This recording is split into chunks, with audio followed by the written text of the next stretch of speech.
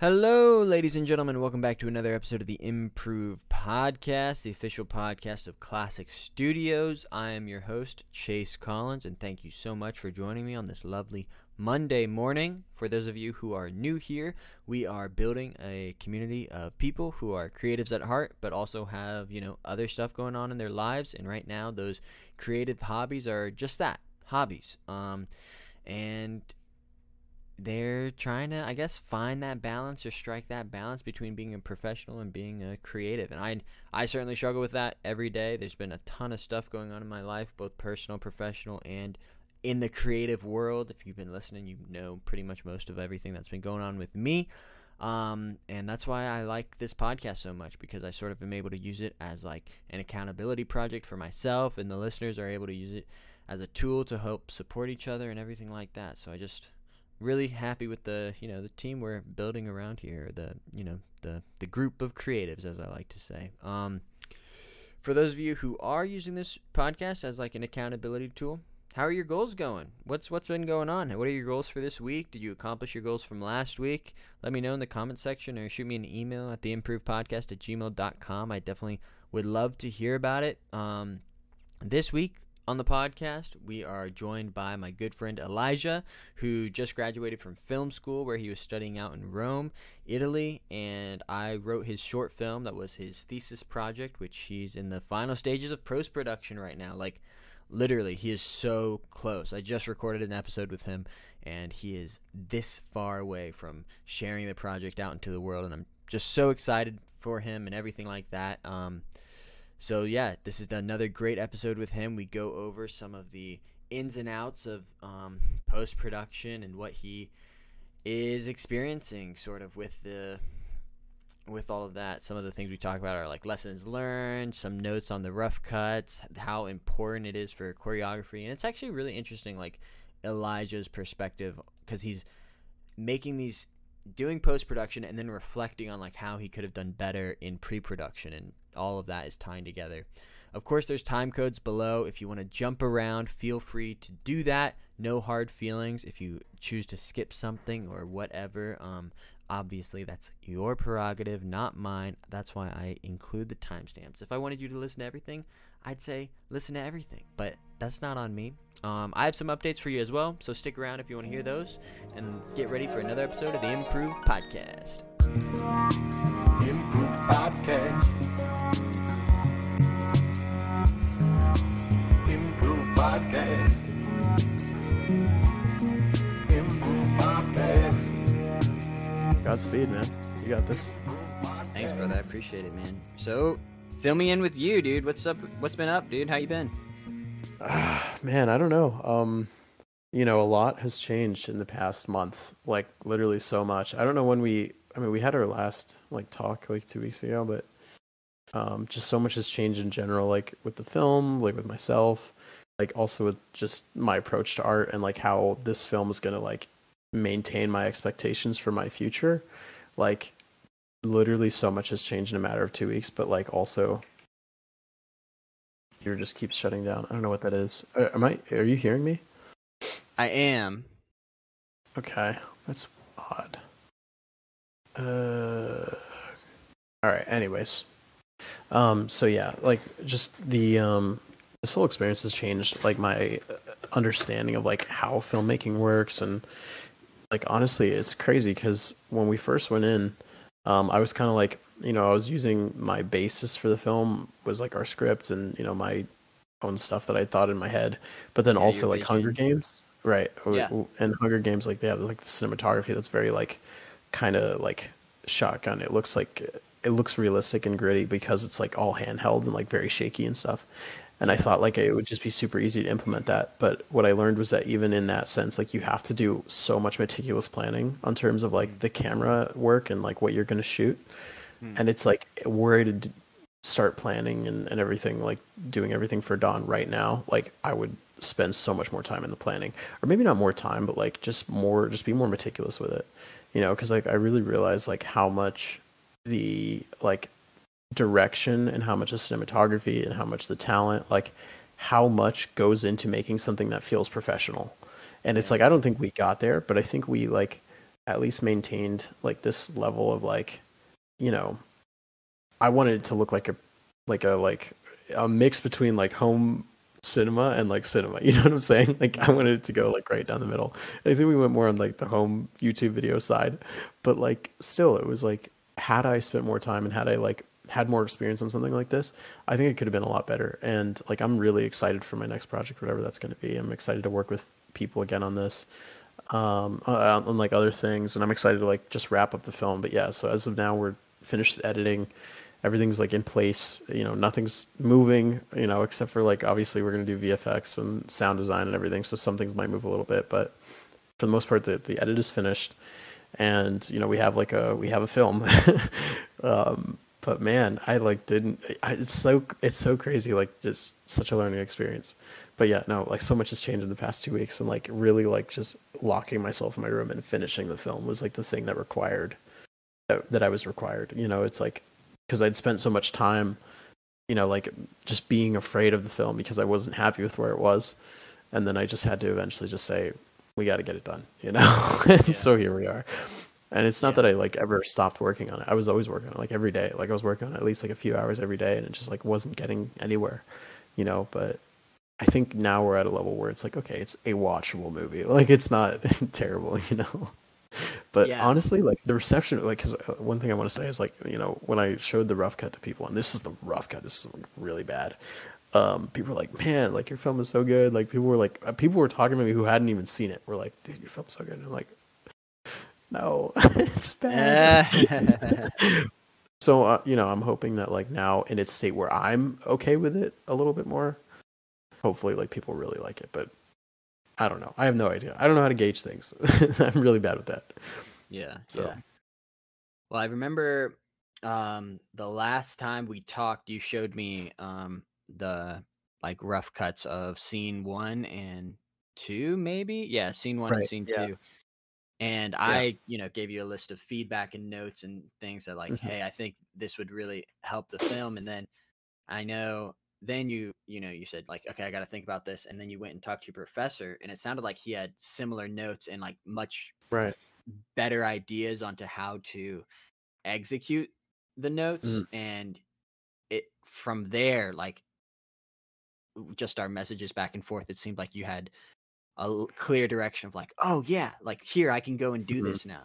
Mm-hmm. And part of that I think was being like more willing to cut segments or Right. sections that weren't Yeah. working. Like I know like the intro was pretty long. There was some like weird edits with stuff that was in the script that you had filmed and shot and were trying to work into the film, but they just grinded the story to the whole. They like weren't working, Right. and it was like, yeah, just get rid of that stuff. Like if it's not serving Yeah. the story, if it's not pushing the narrative forward, just cut it and figure it out. Yeah. And I think it sounds like you were more willing to leave stuff on the cutting room floor and make Mm-hmm. that step and able to push it to a level where you're happy with it now, which is important. Mm-hmm.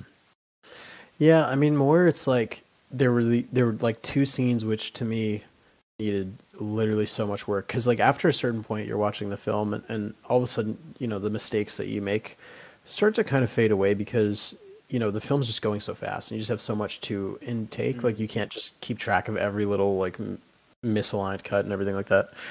So first the first and the second scene were the hardest to get through. I would say I spent more time on those two scenes than I spent on the entire film, like on Oh the other wow. parts. Yeah, and it's like just because I wanted to like really tighten those screws, and it's like part of it is, like I said, the camera direction. Part of it is the fact that we did everything handheld. Like there's just so many like little things.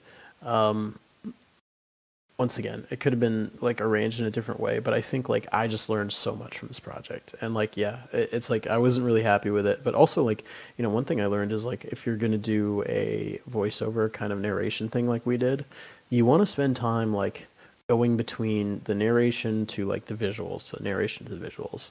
And there's ways of doing that, but there's also ways of really overloading the viewer. And so Mm-hmm. it was like really like that first scene was like trying to find this balance between like not overloading the viewer, but also like trying to get the story across, not trying to spend too much time on it, you know, and like also remembering like this is the first scene, but it's also sort of just exposition. So we have to like go to the next one, and the next one's going to be the real first scene. So it Mm-hmm. was like all these like little things. But after a certain point, I definitely realized like this is going nowhere. Like, you know, the first scene and second scene, they're good enough for me, but like in general, like, you know, I can only spend so much time on it, you know, and like we got to like get it moving. We got to go to the next thing.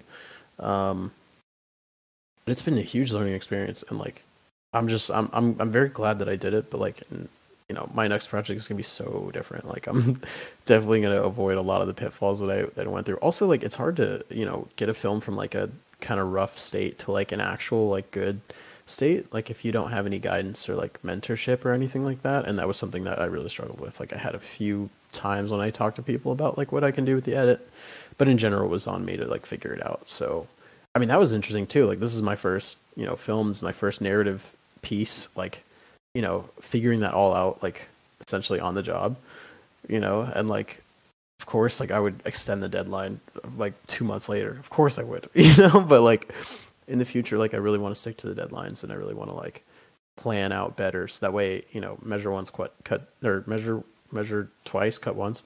I don't know. Yeah, Anyways, that that's it. whole thing. Yeah. Yeah.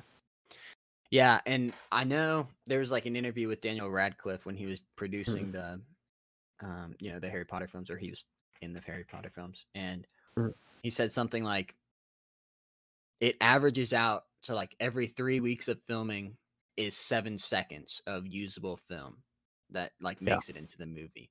And like that's wild. Like holy Yeah. cow. That's, you know, that's just crazy, the time and attention and like the takes it takes to get everything right. Like everything has to align perfectly for that Right. shot, for the one Right. shot. Like, and if there's a background extra who's like not hitting their cue right, it's like, okay, reset. Even though Yeah. everything else was perfect, it's like that guy was off, and so we got to redo it.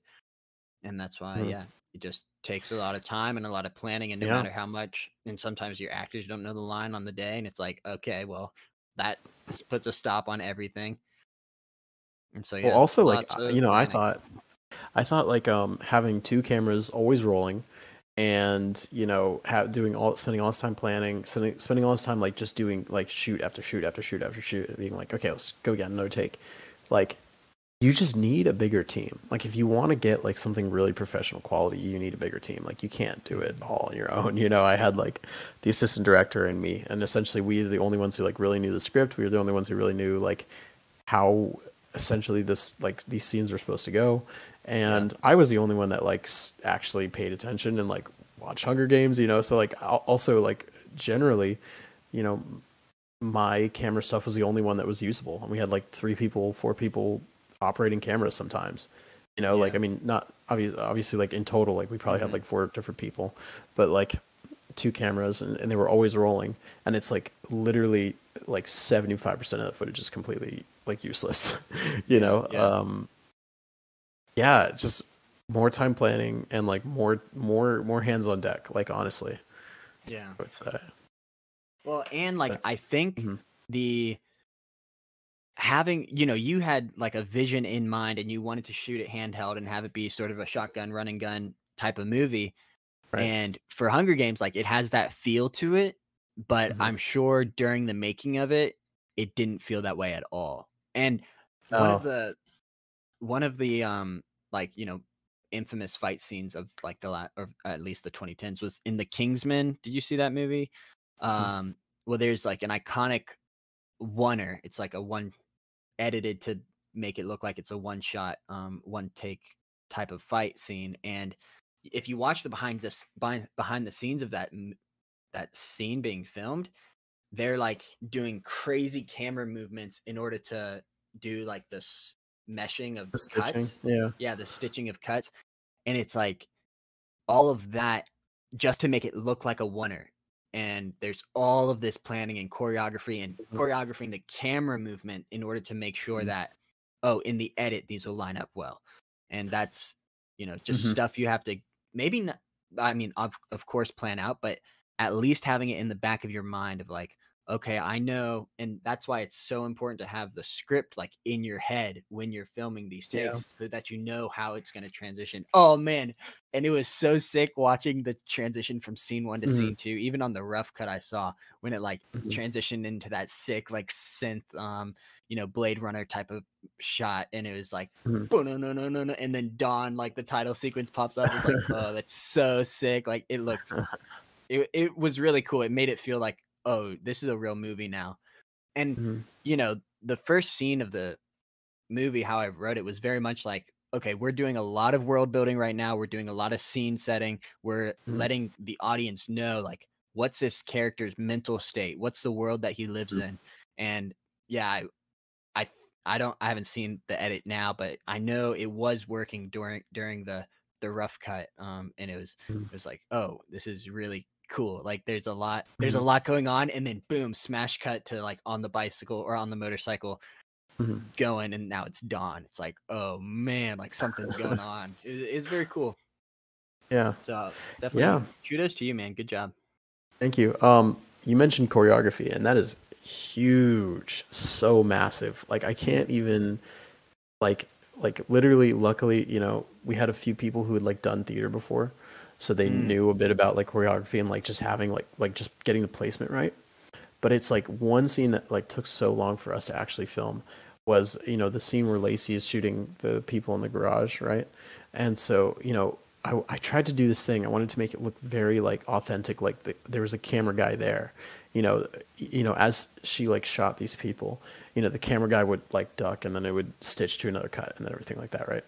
But nice. literally I could not get it right because she would like make the noise like she's shooting them and then like they would fall and then like the camera would turn and it's just like it wasn't right and it's like that was like one infamous moment like we filmed that like maybe 3 times until the actors were like like they just weren't having a good time and like obviously like they weren't like the mainstay actors. They were like Hmm.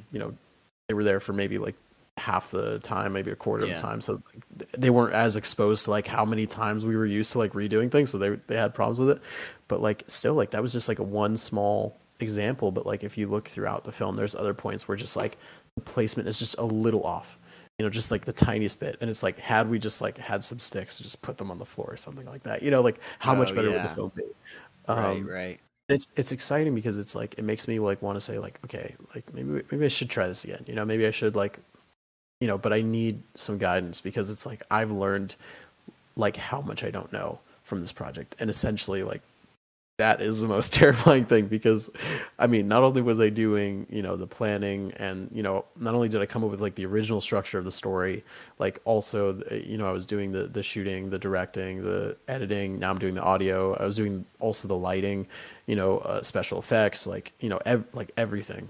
Mm. And it like obviously that's not like a huge thing if it's like a 30-minute short film, but it's like it's taxing because you're not on the project for you know I don't know, a week, a month, a little bit. Like you're on the project for like a year and a half essentially, like if you really don't know what you're doing like I was. So yeah, I know my next one's going to be a lot smoother than this, and this is a learning experience, but like man, I'm afraid, I'm afraid of like releasing this and everyone's like, man, this sucks. Like, like I'm just so Yeah. afraid of that. Because I did really like just work my ass off to like make this work and it works, but I don't know, we'll see. We'll see on the day, I guess. Yeah. Honestly. Well, I mean, I think I I think you're being probably like too hard on yourself, and I, Mm. because you were saying like, oh, dude, scene one and scene two are awful. They're like the worst thing I've ever done. Yeah, Like, I don't even want to I still send it to stand by you. that. And then you sent it to me, and I was like, dog, this is awesome. Like, it's fantastic. Like, I thought it was leagues ahead of the rough cuts of scene like 8 and 11 or whatever you showed me. Really? Yeah, leagues better. I was like, yeah, Insane. great. I thought it was so polished. It worked really well. Hmm. So I was like blown away. I thought it was I guess great. we'll So see. yeah, we'll see, man. So you said Also, you I've watched this go film ahead. like hundreds of times. So Yeah, it's like it's obviously lost that like awe factor for me. But yeah, who yeah, knows? Who knows? yeah, yeah, yeah. I don't know, man. I think it'll be better than you expected. And also don't like don't set expectations too high, not in terms of like the quality of the film. I mean, in terms of like the reception and the reach it's gonna get. Like I don't imagine this will go like crazy viral and be one of those short films that No, gets like a no, million plus views on YouTube. Like no, no, I don't. this is No, like not at a all. we'll be lucky to get 100 views on this motherfucker, Right. man. Okay. Yeah. Yeah. I mean, you know, I think it was really cool. But I think what I'm gonna do next, actually, I think my next step, because originally I wanted to do like this whole like marketing thing of like showing it to people and stuff. But I think this is really valuable as like a learning lesson. So I think what I'm gonna do is I'm gonna try to take it to actual like professional editors and like see if we can like do like live breakdowns, and I can like, you know, hey, it's like, what do you think of this? And then they'll give me some ideas, and like I can like keep these all down and then like edit that into like some behind the scenes thing as well. You know, so it's like Oh, here's interesting. some mistakes I made, Like a or some lessons ways, learned. right, right, all that. It's a great And I'm idea. sure like I realize that there's some obvious things in the edit which I'm not really aware of that are just like missing or like not really aligned so well, and I don't know what they are. But there's only one way, and it's like actually having someone look over the film for me. Yeah. I'm hoping when it comes together, like no one's disappointed, I guess. You know? No, man. I think everyone's gonna be really proud of you. I know I'm super proud of you. I think it's gonna go well as it can. I think Right. we'll hit that. It's gonna go great. Okay. Yeah, yeah. I'm hoping for as well as it can. Yeah. But I'm like actually surprised that you didn't like, you know, scene 8, scene 11, like those scenes, because I also worked really hard on those, and like I was really happy with those. Those are the scenes that I liked. But like Yeah. you weren't a huge fan of them. Um, I think. Well, that was my first. I wasn't there for the filming. I wasn't there for like Hmm. when scene locations got changed. When Hmm. or not changed, but just like from what I wrote in the script, I had like a vision of what I expected it to be, and then when those types of things changed, I was like thrown off and taken out, and I was like, wait, what the fuck? What happened Right. to my script? And so Yeah. that was probably mostly what it is. And so I need to Hmm. that's what I regret about like my first notes to you. They were Hmm. totally unhelpful, and I apologize for that, because I was I was just expecting something different in my head. But like you were there throughout the filming, so you knew what to expect when you went into the edit. And so that's where I Hmm. was like, wait, what happened? Like what are some of the notes that like you didn't feel were helpful? Oh, 'Cause I like don't remember. talking about probably like actors' performances and actors' age, and talking about Mm-hmm. um Mm-hmm. like scene locations. It's like, yeah, Chase, this movie's already filmed. We're not gonna reshoot or do pickups. Like what that's not a helpful note. And that Uh-huh. actually made me think about all the times I've provided feedback like that in the past, like 10, 15 years of being a somewhat adult. Is like, Hmm. what, Chase, like you like if something's already set in stone, critique around the things that can be changed to help Yeah. make the product better, as opposed to like Yeah. going back to the drawing board. And that was a good lesson to learn. I wish I learned it earlier, because it's just Okay. unhelpful feedback. Or like, it's like, Chase, why are you critiquing something I have no control over? That's not Yeah. helpful. It's like, Yeah. you're right, man. It's not helpful. I should be Well, focused I on think, what we you know, can do I as do this opposed thing to. where it's like I think I get this because of my mom. Like I just spent so much time like fighting with my mom.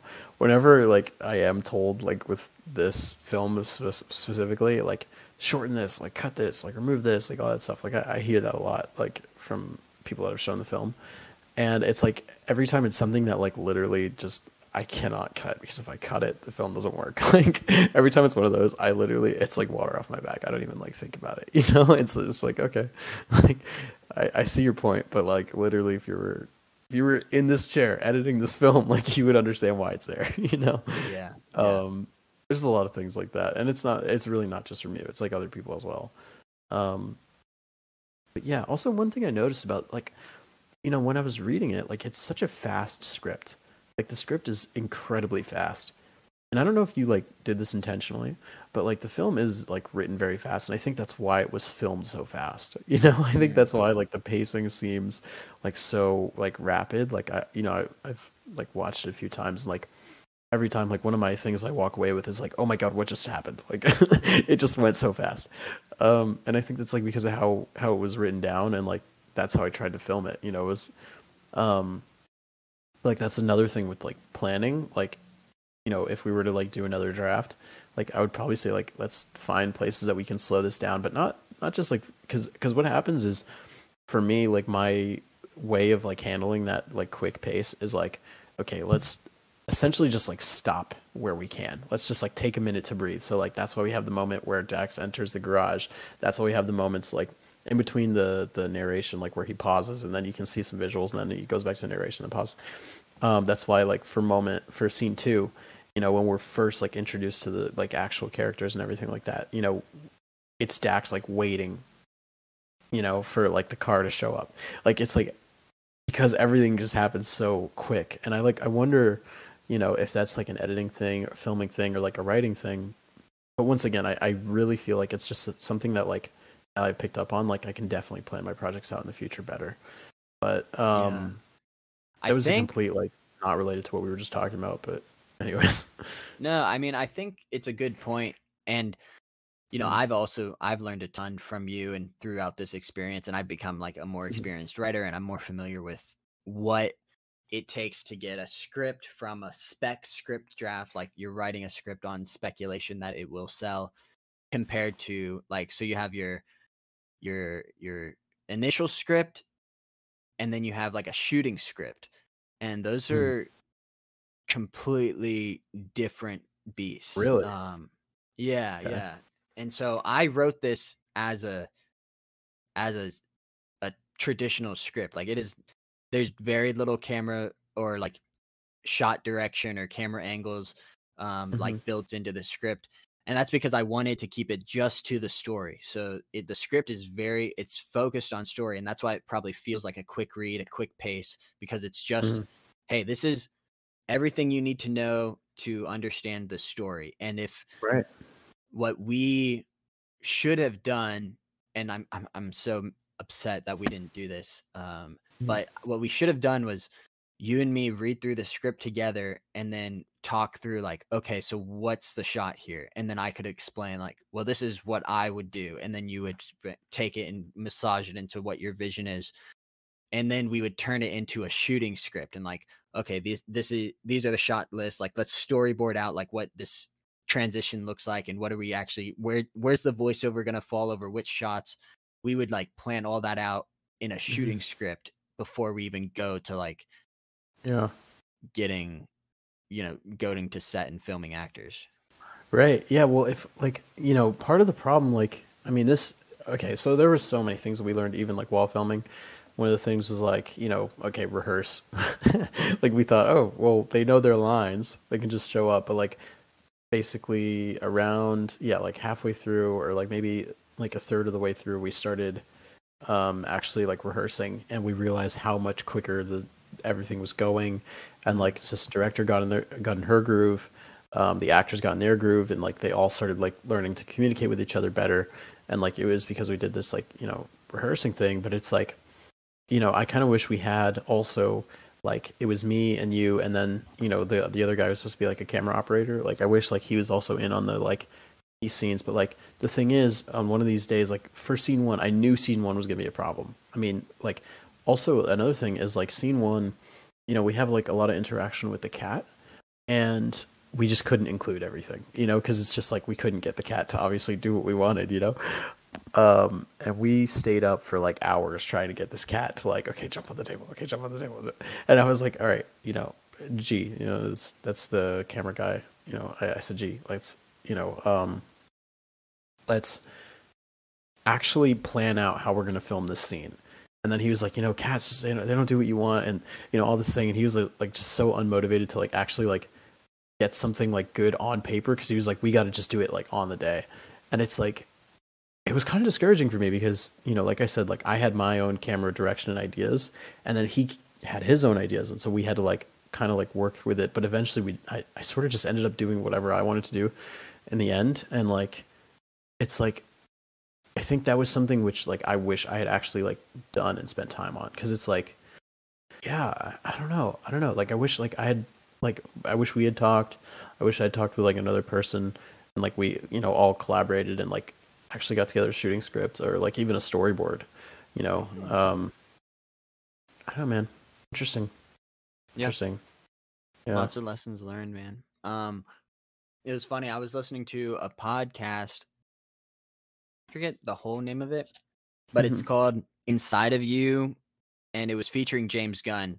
And so I was interested to, watch it because James Gunn is, a great director and filmmaker and Right. screenwriter Yeah. and everything like that. And just hearing his approach to directing on set, and it was very collaborative. I was surprised at just how collaborative he was as someone who's Yeah. the writer, director, producer on like a lot of his films now. He's doing everything. But then on the day of shooting, he's like willing to throw all the preparation out the window in order to talk Yeah. to his VFX supervisor or his stunt coordinator and see like, "Hey, does this look bad? Is this a bad shot? Like, how can we improve this?" And Yeah. he'll take their feedback and take their notes, and it's like, "Yeah, okay, let's do that. Let's do that." And it's very interesting, just like how collaborative Yeah. and willing to like accept feedback and incorporate it into the day of shooting is like very. I took a lot of good lessons from that. It's just like, yeah, this, as much as it's my baby, like once Yeah. you start pulling in other people, like it becomes more than just yourself, and it's Right. a much bigger. It's much Yeah. bigger than just you, That was also a huge element to Dawn because, I did all this planning and, like, yeah, sometimes, coming up to the day of shooting, like, oh, we don't have this location. I've spent weeks, literally like weeks, reaching out to people. Hey, can I use your office location? And like getting no feedback, getting no response, or like getting like a single email.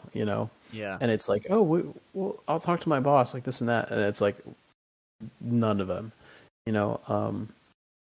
But it was like kind of like that in every sense of the film. Like just we kind of had to be ready to like be on the move and just like have things work when they can.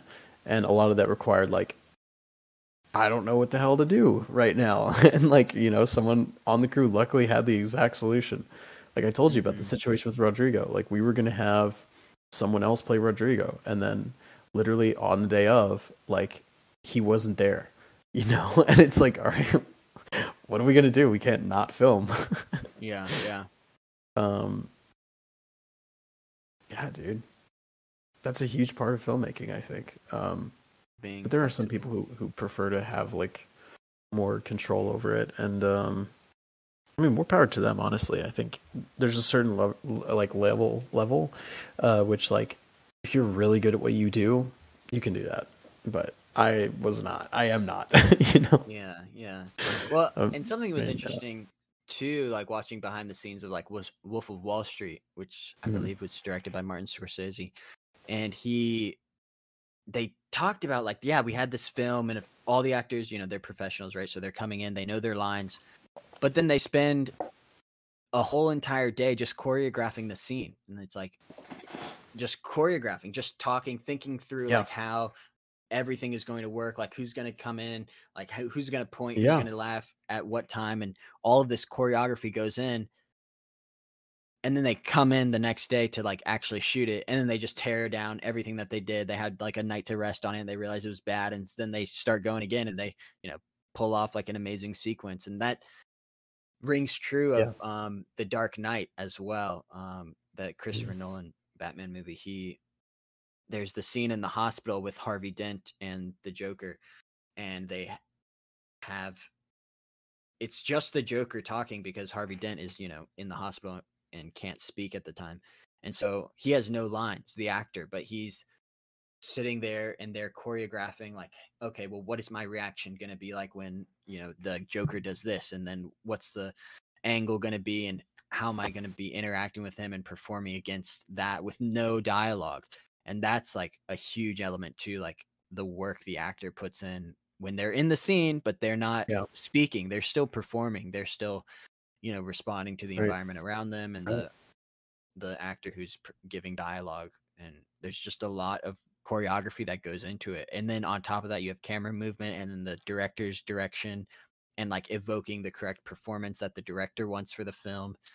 And that's why it's important to have that script locked in your head. It's like, no, I know it doesn't make sense like shooting it like this on this day in this exact moment, but in the context of the script, like it's morning, so you have to be groggy or groggy or whatever.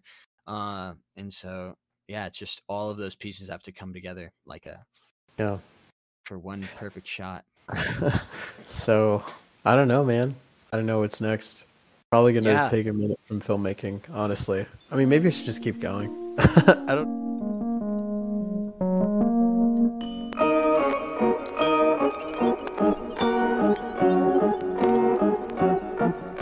Hello, ladies and gentlemen. I hope you enjoyed that episode with my good friend Elijah. Oh my gosh, I'm so proud of that kid, man. And he's so smart, right? Like you can hear it in his voice. He's like really reflective.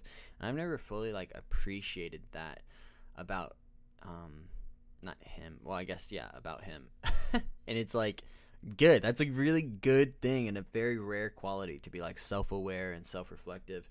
And gosh, I didn't even think about like how this podcast is sort of like forcing him or forcing me to reflect on this process like as it's happening. It's a very interesting experience. I'm sure we're going to look back on this like, whoa, that was wild. And we probably like learned a lot more than if we would have just done the film or done the script, done the film and released it, as opposed to like doing this constant continual reflection exercise that is the Improve podcast. So interesting. I'm like, I don't know, I'm almost even looking at this Improve podcast as like a new lens. I don't know, I gotta ponder this just hit me right as I pressed the record button. I was like, maybe I'll talk about this, and now here I am talking about it, but I don't really have a point to make. It's just something I want to think about a little bit more, and maybe ask Elijah like, yo, what are your thoughts on this, man? Have you been feeling the same thing? Have you not been feeling the same thing? What are you feeling, man? Anyways, I apologize. I'm starting off crazy for the outro. But thank you all so much for listening, and thank you so much for making it to the outro. That's probably like a weird thing to say, right? But no, I genuinely feel that. Yeah, thank you all for listening. I did want to go over a couple of things from from the perspective of like my goals that I'm working on and achieving and everything like that. So it's the end of July. Holy cow. Wow, it's about to be August. That's 8 months of 2023 we just experienced, or month 8 we're about to start on. Wild, absolutely wild. Can't believe it's already at the end of July. Oh my gosh, in the beginning of August. Yikes, man. How's your freaking goals doing, right? I feel like I have not achieved a single one of my goals when it comes to like professional goals or really screenwriting goals. And also there's a strike going on, so how much work can I actually like achieve? Which is the perfect excuse, right? It's like, what am I gonna do? There's a strike, I can't do anything. It's like, yeah, but you can still bank content, baby. That's what I'm doing. I'm banking content. Anyways, yeah, so things that I've been going on and doing.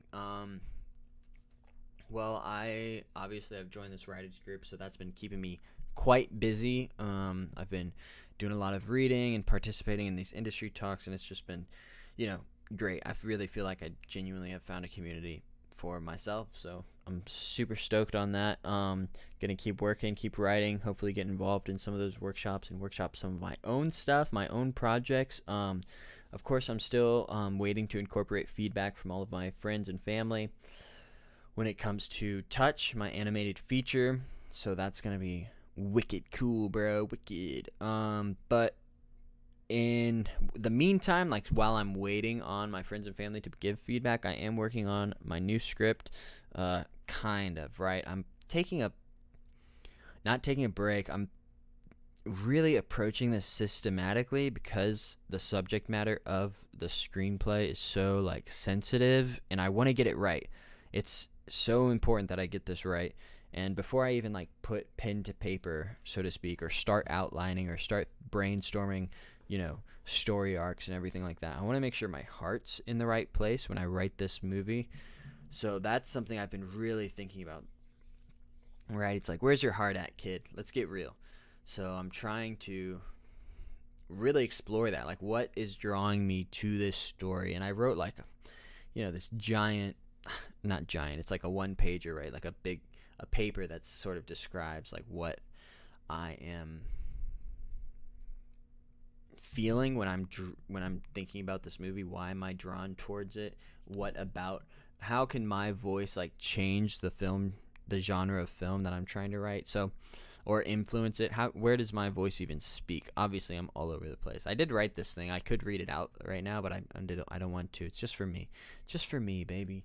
And maybe producers when I pitch the film to them. But regardless, that's sort of what I've been doing. I finally feel sort of confident that, like, yeah, Chase, your heart's in the right place. This is a good story to tell. Let's go ahead and start outlining. I've been doing a bunch of research on, like, it's a historical drama, right? So I've been doing a bunch of research on the time period that it's set in, as well as the like global politics of the world in the time that it's set in. I think that's important, and how that influenced these things. Of course, like, the world was pretty small back then. It wasn't as global, and that maybe sounds strange, but right, like, we didn't have the internet when this time period, when this film is set. So what happened globally was really like 20 miles down the road. Like, that's global for these folks. Of course, like, they have seafaring travels and everything, so that's also global. Whatever, maybe I'm not making a great point, but either way, I'm trying to focus on the story and understand the world that I'm dipping my toes into before I really even start writing. And that's what I'm doing. Maybe I'm going about it the wrong way, but that's the only way I will feel comfortable enough to actually put pen to paper. So I'm finally feeling like I've done enough work to get into more of the nitty-gritty details of that research. I really want to start reading some like historical or like personal accounts from that time period, like maybe journals or diaries from ladies of the house, so to speak, or whatever it's called. See there, like, that's something I should know if I'm trying to write a script. I should know what the matriarchy is called. Whatever. I don't know. Get out of my face, dude. I'm figuring this out on my own. Not on my own. I'm figuring this out on the fly. That's what I meant to say. I misspoke there. Figuring it out on the fly with a lot of help, not on my own. Anyways, I think that's about it for me, man. I've rambled on way too long about ideas that are half-baked, right? Oh, gosh. Half-baked ideas on the Improve podcast. What's new? That's kind of what this podcast is built for, right? Just half-baked ideas, throwing stuff at the wall and seeing what sticks. Anyways, if you have goals that are less than half-baked or more than half-baked, feel free to shoot me an email on the Improve Podcast at theimprovepodcast@gmail.com. Would love to hear from you. I want to give a shout out to Green Bean for all of our musical intros and outros. Gosh, what a legend for making these musics. I want to thank you, the listener, for listening and sharing and leaving these 5-star reviews. It is super, super awesome. I love these 5-star reviews. They feed my ego, and one day it's going to get so big my head's going to pop. I know it. But until that day comes, man, I'm just going to keep hounding you for those 5-star reviews. Please, I need more. No, I'm just messing around, man. Do what you want. Leave whatever review you want. Dang, there was another thing that I wanted to say, and I forget what it was. Am I just going to move on? Oh, this is the thing that I wanted to say. Man, classicstudios.com. I have that website, and it's kind of been like, how do I say this? Stagnant? No. Defunct, maybe, for the last couple of months. And that's on me. Obviously, I'm the owner of this website and company and Improved Podcast host. So, but I'm revitalizing it. That's the whole point. I'm bringing it back up to speed, baby. I'm releasing my first blog in about 3 months tomorrow. Or not tomorrow, but Friday. So everyone go check that out. It's going to be the best blog you've ever heard or read, whatever. I don't have audio for it. Maybe I should. Probably won't do that. Anyways, I'm going to let you all go. You can obviously tell I'm delirious. But I'll see you next Monday for another episode of the Improve Podcast. Goodbye.